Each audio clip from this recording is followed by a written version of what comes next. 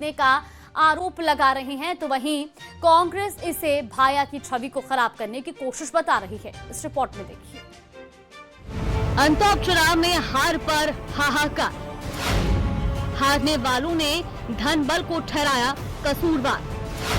अगर आरोपों में है धार तो इलेक्शन कमीशन से शिकायत की है दरकार। दुख सुख आना जाना है, लेकिन ईश्वर चिरस्थायी है, उनका कोई विकल्प नहीं है। ये बातें इसलिए कि चुनावी सबर में तीसरी बार हार का कसेला स्वाद चखने वाले नरेश मीणा हारे का सहारा की शरण में पहुंच गए हैं।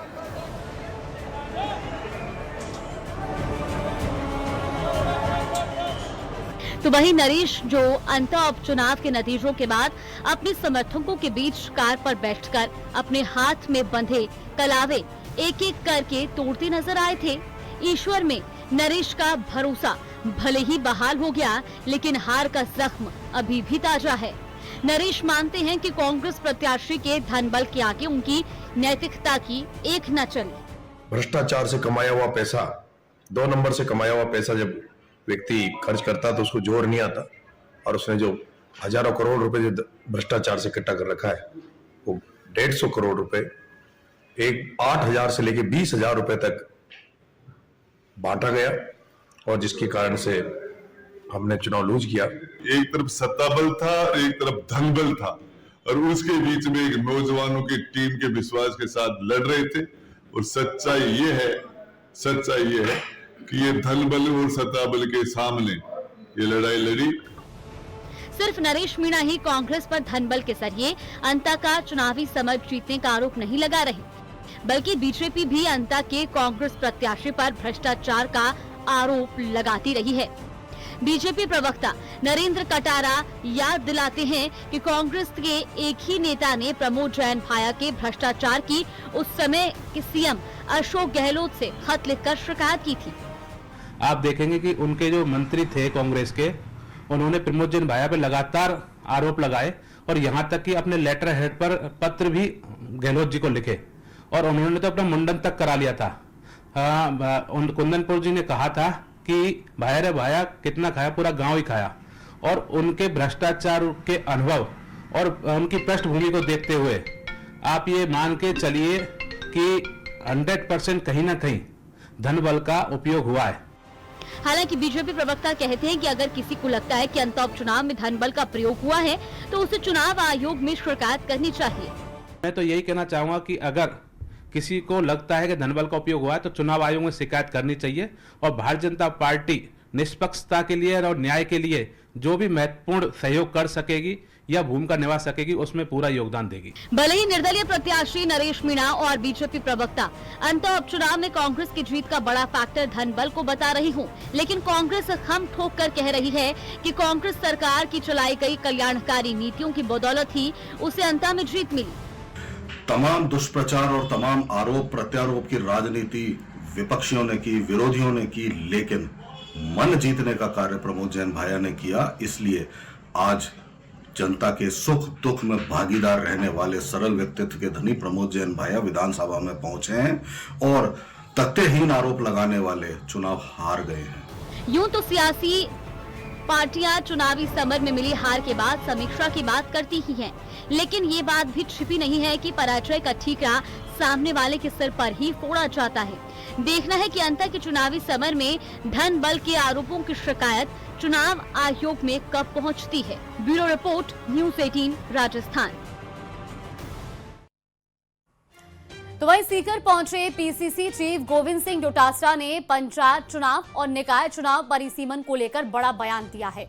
उन्होंने कहा कि हाईकोर्ट ने सरकार को परिसीमन के लिए 31 दिसंबर तक का समय दिया है, इसके खिलाफ हम सुप्रीम कोर्ट जाएंगे। डोटासरा ने कहा कि परिसीमन की समय सीमा पहले ही पूरी हो चुकी है, उसके बाद भी सरकार ने अपना काम पूरा नहीं किया।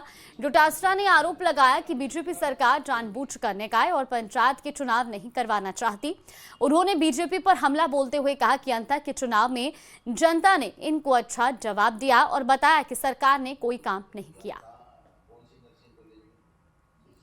चाहिए और आपने समय पे चुनाव नहीं करा के काफी समय व्यतीत कर दिया, आप तुरंत चुनाव करवाइए।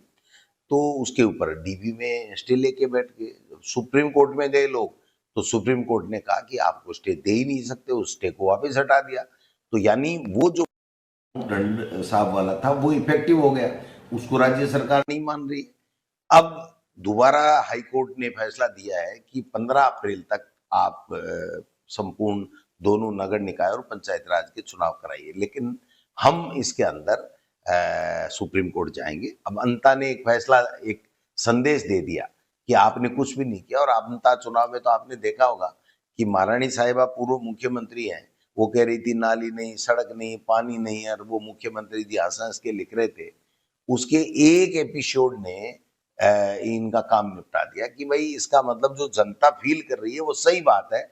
पूर्व मुख्यमंत्री भी कह रहे हैं इनके काम नहीं हुए 2 साल में, तो वो मोहर लग गई उस बात पे जो हम प्रचार कर रहे थे, हम लोगों को समझा रहे थे। तो मैं समझता हूं कि ये संविधान और लोकतंत्र की हत्या करने जैसा काम ये लोग कर रहे हैं। राजविका में अस्थायी रूप से काम कर रहे एलआरपी की सेवा बर्खास्तगी की कार्रवाई शुरू कर दी गई है, तो वहीं बीपीएम की सेवा बर्खास्तगी के लिए भी झुंझुनू राज्य विकास की ओर से राज्य राजविका को पत्र लिखा जाएगा। बताया जा रहा है कि बीपीएम के खिलाफ पहले से भी शिकायतों का ढेर विभाग के पास था, जिसे लेकर लगातार नोटिस दिए जा रहे थे। राजविका के डीपीएम विप्लव नेउला ने बताया कि इस प्रकरण के अलावा भी बीपीएम रेणुका की काफी शिकायतें थी, जिसे लेकर उन्हें 4 से 5 नोटिस दिए जा चुके थे।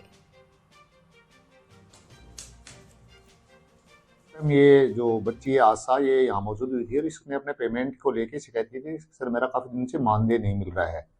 तो हमने जो वहाँ का सीएलएफ है और जो बीपीएम है, इन दोनों को स्ट्रिक्ट डायरेक्शंस दिए थे कि भाई आप इनका पेमेंट करवाएं। हमारी टीम भी गई थी तो उन्होंने बताया था कि वास्तव में उसका पेमेंट ड्यू है, जो ये पेमेंट लोग कर नहीं रहे। तो इन्होंने बताया कि साहब उसका वर्क डन थोड़ा कम है। तो हमने कहा भाई जो भी उसका वर्क डन बनता है आप उसकी प्रॉपर जाँच करवाइए, लेकिन उसका पेमेंट कीजिए।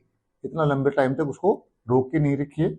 उनको बुला के व्यक्तिगत भी यहाँ कहा गया, और जब लगातार वो अवहेलना करते रहे तो बृहस्पतिवार को उनको बीच में नोटिस जारी किया गया था। बृहस्पतिवार को लास्ट शो कोज नोटिस जारी किया गया था कि भाई आप सोमवार तक अपना जवाब दे दें, अन्यथा आपके रिमूवल के लिए, टर्मिनेशन के लिए स्टेट को लिख दिया जाएगा।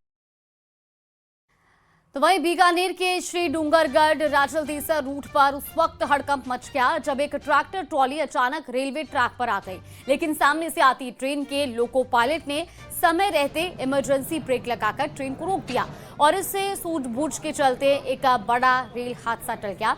इस घटना में गनीमत ये रही कि कोई जनहानि नहीं हुई, हालांकि ट्रैक्टर को काफी नुकसान पहुंचा है। ट्रेन को मौके से दोबारा बीकानेर के लिए रवाना कर दिया गया है और फरार चल रहे ट्रैक्टर ट्रॉली के चालक की तलाश जारी है।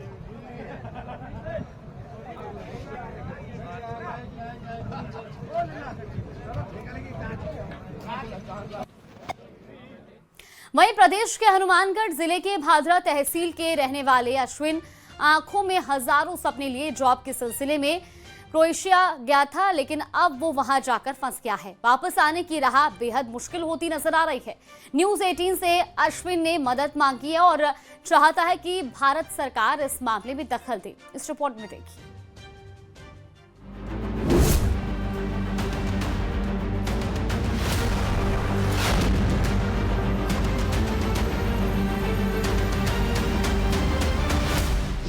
विदेश में फंसा हनुमानगढ़ का लाल, सरकार से मदद की गुहार, जालसाजी का आरोप, पासपोर्ट जब्त।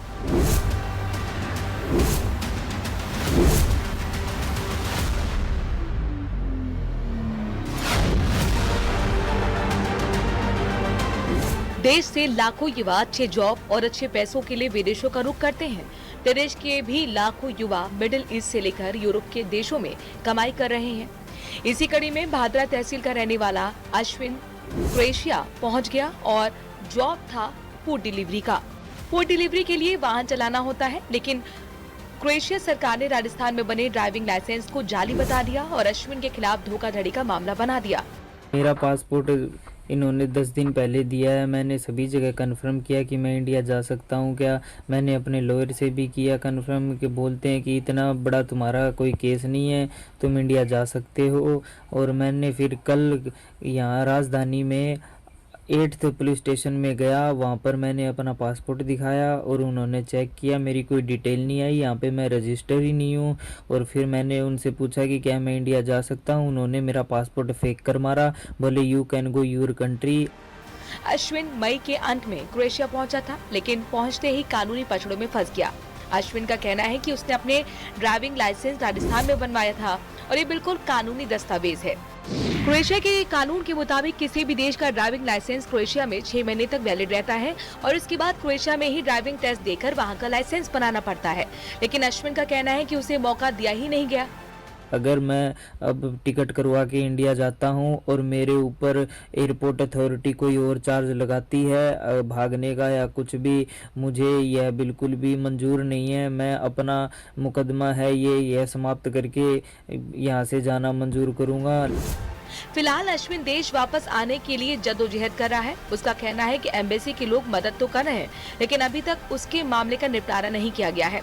अश्विन भारत सरकार से मदद की गुहार लगा रहा है और वो चाहता है कि उसे जल्द से जल्द वापस लाया जाए, क्योंकि उसे डर है कि उसे एयरपोर्ट पर रोककर भगोड़ा साबित किया जा सकता है। न्यूज़ 18 राजस्थान के लिए जयपुर से आसिफ खान की रिपोर्ट।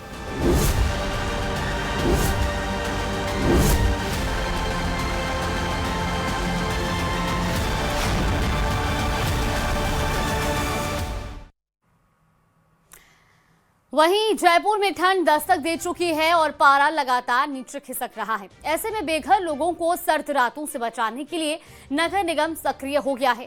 शहर के 10 रैन बसेरे शुरू किए गए हैं, जहां जरूरतमंदों के लिए रजाई, गद्दों से लेकर गर्म पेयजल तक की व्यवस्था की गई है। 15 नवंबर से शुरू हुए शेल्टर अब हर रात सैकड़ों जिंदगियों को ठिठुरने से राहत देंगे।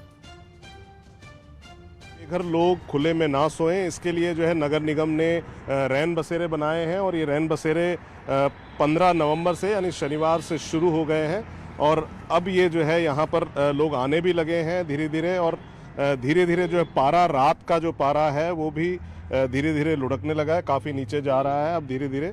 तो इस बीच जो है यहाँ पर जो इसका अभी फ़िलहाल देख रहे हैं इंचार्ज जो हैं अभी रैन बसेरे के अनूप बताएं किस तरह के जो है लोग यहाँ, जैसे कल से शुरू हुआ तो कल कितने लोग आए, आज कितने लोग आ रहे हैं? सर कल 50 के समथिंग लोग थे और आज अभी स्टार्टिंग हुई है, 10 के समथिंग अभी आए हुए।